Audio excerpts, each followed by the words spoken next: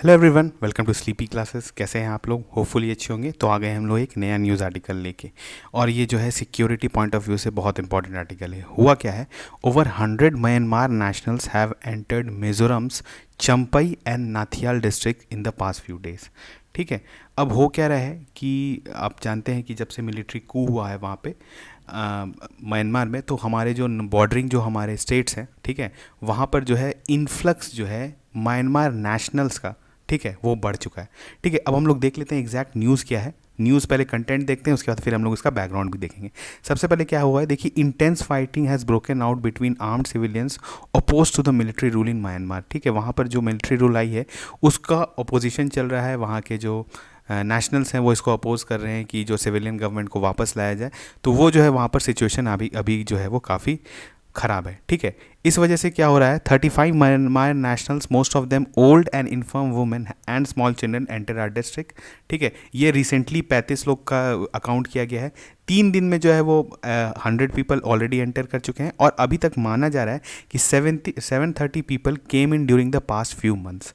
Means 3 से 4 महीने के बीच में जो है 730 people, 730 people from Myanmar have fled to Indian district, Indian states. अब यहाँ पर क्या है, देखिए, सबसे इंपॉर्टेंट कंसर्न जो गवर्नमेंट का करंटली है वो आप जानते हैं, कोविड-19 अभी भी इन्फेक्शन काफ़ी बढ़ा हुआ है। अगर कोई म्यूटेंट जीन जो है वो एंटर कर जाए म्यांमार के थ्रू, हो सकता है किसी के थ्रू भी आ सकता है, तो वो उसका जो है फिर आप समझ सकते हैं बहुत ड्रास्टिक इफेक्ट होगा इंडिया के सिक्योरिटी इश्यूज़ पे भी, हेल्थ इश्यूज़ पर भी, और इकोनॉमिक इश्यूज़ पर भी। ठीक है, तो इसीलिए अभी जो है कोविड-19 इन्फेक्शन भी बहुत बड़ा कंसर्न है। दूसरा क्या, सिक्योरिटी ऑब्वियसली इश्यूज़ है कि इसमें जो है कुछ ऐसा मिसहैप नहीं हो जाए, कोई इसके मतलब इसके थ्रू जो है कोई अनवांटेड जो एलियन एलिमेंट्स या टेररिस्ट एलिमेंट्स जो है वो एंटर कर जाए, तो ये भी एक बड़ा कंसर्न है। उसके बाद क्या है, this is different from Rohingya refugee crisis, because जानते हैं रोहिंग्या का जो रेफ्यूजी क्राइसिस था वो डिफरेंट था। यहाँ पर जो है म्यांमार के नेशनल्स इन्वॉल्व है। ठीक है, इसी कारण इंडिया को और कॉशियस होने का ज़रूरत है। अगर कुछ गड़बड़ होता है उनके साथ, म्यांमार नेशनल्स के साथ, तो हो सकता है कि इंडिया का जो फ्यूचर म्यांमार के साथ रिलेशन है वो थोड़ा सा गड़बड़ हो सकता है। ठीक है, इसी कारण ये थोड़ा सा इंपॉर्टेंट है। ये रहा न्यूज़ कंटेंट। अब हम लोग देखते हैं कि इसके बारे में है क्या ये। अब यहाँ पर आप जान रहे हैं कि वहाँ पर जो है म्यांमार में जो सिविलियन गवर्नमेंट का कू हुआ था, ठीक है, बाय मिलिट्री, ठीक है, बाय मिलिट्री फोर्स, हम आपने देखा था, ये न्यूज़ आया था उस समय। और अब क्या हो रहा है कि वहाँ पर जो, क्योंकि मिलिट्री गवर्नमेंट आ चुकी है, तो अब वो स्टेबलाइज़ करना चाह रही है अपना वहाँ पे रेन। तो लेकिन वहाँ पर जो नेशनल्स हैं, ठीक है, ऑब्वियसली वहाँ पर आप जानते हैं कहीं पर भी जो मिलिट्री कू होता है तो मोस्ट ऑफ द टाइम होता है कि ज़्यादातर जनता जो है वो इसे नाखुश होती है, वो चाहती है कि सिविलियन गवर्नमेंट को है वापस से रिस्टोर किया जाए। तो वहाँ पर अभी यही लगातार प्रोटेस्ट चल रहा है, और वहाँ पर जो नेशनल्स हैं वो इंडिया से भी अक्सर इस बात की गुहार करते रहते हैं कि उसको इंटरवीन करना चाहिए। पर इंडिया का जो है वो पॉलिसी है वो नॉन इंटरवीनिंग है, जब तक कि बहुत ग्रेव सिचुएशन नहीं हो जाए। इंडिया जो है वो इंटरनल अफेयर्स में जो है वो किसी के साथ मेडल नहीं करेगा। इसीलिए जो है अभी करेंटली वहाँ पर जो है सिचुएशन काफ़ी बिगड़ता जा रहा है। और ख़ास करके जो बॉर्डरिंग एरियाज़ में जो आप देखेंगे, हम लोग आगे जो चिन डिस्ट्रिक्ट है वहाँ का, म्यांमार का, वहाँ से काफ़ी लोग जो है वो इंडिया में मूवमेंट कर रहे हैं, और इसमें भी खास करके जो आपके विमेन एंड चिल्ड्रन है।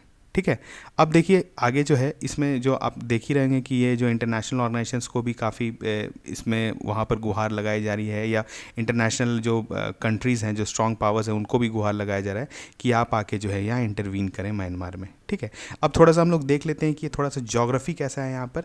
यहाँ पे ज्योग्राफी आप देख सकते हैं कि करंट जो खास करके हम लोग मिजोरम डिस्ट्रिक्ट के पॉइंट ऑफ व्यू से अभी पर देखते हैं, तो 510 किलोमीटर का बॉर्डर है। ठीक है, आपका इसके बीच में म्यांमार एंड मिजोरम। ऐसे ओवरऑल अगर आप बोलिएगा अब, तो मिजोरम मतलब म्यांमार एंड इंडिया का जो है वो नियर अबाउट जो है 1643 किलोमीटर के आसपास का बॉर्डर है।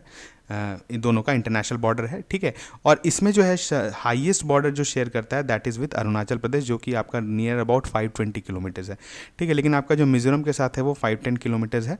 और इस जो सबसे बड़ा स्टेट जो म्यांमार का जो बॉर्डर करता है मिजोरम को, दैट इज़ चिन स्टेट। और अभी जो करेंटली जो मूवमेंट हो रहा है that is the movement of chin people. ठीक है, यहाँ पर से जो चिन पीपल हैं वो मूव कर रहे हैं मिजोरम के डिस्ट्रिक्ट्स में। ऐसे तो मणिपुर में भी मूवमेंट होता है, ठीक है, हर जो जितने भी बॉर्डरिंग स्टेट्स है सब जगह मूवमेंट होता है, लेकिन सबसे ईजी मूवमेंट जो है वो दैट इज़ थ्रू मिजोरम। हम लोग देख लेते हैं कि मिजोरम का जो स्टेट्स है, ठीक है, मिजोरम के जो कौन कौन से बॉर्डरिंग स्टेट्स हैं विद म्यांमार, तो यहाँ पर आप देख सकते हैं ये मतलब एक मैप लिया गया है मिजोरम गवर्नमेंट के साइड से ही। ठीक है, यहाँ पर देखिए आपका डिस्ट्रिक्ट आता है चंपई, ठीक है, उसके बाद आता है नाथियाल, ठीक है, उसके बाद आता है सिरचिप, उसके बाद है सैतुआल, और उसके बाद सियाहा, और ये है लांग वगलत लांग व तलाई, ठीक है, ये जो है ये डिस्ट्रिक्ट्स है यहाँ से, ये बॉर्डरिंग है आपके म्यांमार से। और अभी जो है करंटली आपने देखा कि चंपई और नाथियाल में जो है वो मूवमेंट हो रहा है। तो आप इस डायग्राम से देख सकते हैं कि मूवमेंट करना यहाँ पे काफ़ी इजी है, और ये दोनों जो है वो अगल बगल के ही डिस्ट्रिक्ट हैं, ठीक है। तो अब यहाँ पर आप देख लेते हैं थोड़ा कि चिन पीपल हैं क्या। देखिए चिन पीपल जो चिन डिस्ट्रिक्ट में रहते हैं मिज़ोरम में, इनका जो है एथनिक या बोल सकते हैं जो आपका कल्चरल कनेक्ट जो है काफ़ी क्लोज है विथ मीज़ो पीपल जो हमारे साइड है, और जो आपका कुकी ट्राइब है दैट उनके साथ भी, ठीक है। तो इनका आप कह सकते हैं कि इनका जो एथनिसिटी है वो काफ़ी सिमिलर है। तो इसी कारण ऑब्वियसली आप जानते हैं कि हमेशा सिंपैथी हो जाता है सेम, खास करके नॉर्थ ईस्ट जो काफ़ी एथनिक स्पेसिफिक जो जगह है वहाँ पर जो है काफ़ी सिंपैथी इस तरह का हो जाता है। तो चिन पीपल के लिए जो है मिज़ोरम में खास करके लिए काफ़ी सिंपैथी है और ख़ास करके वहाँ पर जो मीज़ो ट्राइब है उनका काफ़ी सिमिलैरिटी है विथ चिन पीपल। अब यहाँ पर है क्या, देखिए ऑलरेडी यहाँ पर जो है इससे पहले भी बहुत सारा इनका कोलैबोरेशंस होते रहा है, मीट होते रहता है इनका, मतलब कल्चरल इंटीग्रिटी बोलिएगा या फिर इनका जो कल्चरल इंटरेक्शन होता है वो काफ़ी होते रहता है। तो इसलिए जो है यहाँ पर लोग थोड़े से सिंपैथेटिक हैं कि वहाँ पे जो नेशनल्स आ रहे हैं उनको जो है ये एकोमोडेट करें इंडिया में, ठीक है। अब वहाँ की जो गवर्नमेंट है, आप जानते हैं मिज़ोरम की जो गवर्नमेंट है उन्होंने भी डिसाइड किया है कि जो रेफ्यूजीज़ आ रहे हैं, ठीक है, एक तो उन पर उनका थोड़ा कैंप बनाया जाए उनके लिए अच्छे से, और उनके लिए जो है जो बच्चे हैं वहाँ पर जो रेफ्यूजी बच्चे आ रहे हैं उनके लिए फॉर द टाइम बिंग जो है स्कूलिंग का गवर्नमेंट स्कूल्स में भी व्यवस्था किया जाए, और जो वहाँ पर जो मेल मेंबर्स हैं, जो वर्किंग मेंबर्स हैं, उनके लिए कुछ टेम्परेरी वर्क भी खोजा जाए। तो यहाँ पर आप कह सकते हैं कि मिज़ोरम गवर्नमेंट का जो है वो काफ़ी मतलब वो ओपन हार्टेडली उन लोगों को वेलकम किया है। लेकिन ये जो है इशू, ये आप जानते हैं सिर्फ एक स्टेट का इशू नहीं है, ये नेशनल इशू भी है। इसीलिए जो है मिनिस्ट्री ऑफ होम अफेयर्स जो है इसको काफ़ी क्लोजली वॉच कर रही है और देख रही है कि ये सिचुएशन जो है बहुत बड़ा रेफ्यूजी क्राइसिस में टर्न ना हो जाए, ठीक है। इसका जो है सॉल्यूशन जो है कुछ समय में ही निकाल लिया जाए, क्योंकि आप जानते हैं कि रेफ्यूजी क्राइसिस जो होता है काफ़ी लिंगरिंग हो जाता है अगर किसी कंट्री में किसी फॉरेन नेशनल्स आ जाएँ, ठीक है, और उसके बाद उनका जो है फिर आप ना ही उनको निकाल सकते हैं, ठीक है। और क्योंकि बहुत सारे कन्वेंशंस को फॉलो करना रहता है और ह्यूमन राइट्स का है इश्यूज आता है, तो इसीलिए कोई कंट्री चाहती है कि जैसे भी आपका रेफ्यूजी वाला प्रॉब्लम होता है उसको जितने जल्दी से जल्दी हो निपटा दे। तो इसीलिए जो है मिनिस्ट्री ऑफ होम अफेयर्स को काफ़ी क्लोजली वॉच कर रही है, ठीक है। तो ये एक छोटा सा न्यूज़ आर्टिकल था, और इसमें आपको जो है सिक्योरिटी इस पॉइंट ऑफ व्यू से आपका ये आर्टिकल काफ़ी इंपॉर्टेंट था। तो ऐसे ही जितने आर्टिकल्स आएंगे जो कि खास करके आपके एग्जाम पॉइंट ऑफ व्यू से भी इंपॉर्टेंट होंगे, उसको हम लोग कवर करेंगे, ठीक है। तो हम लोग मिलते हैं नेक्स्ट किसी न्यूज़ आर्टिकल में, तब तक थैंक यू।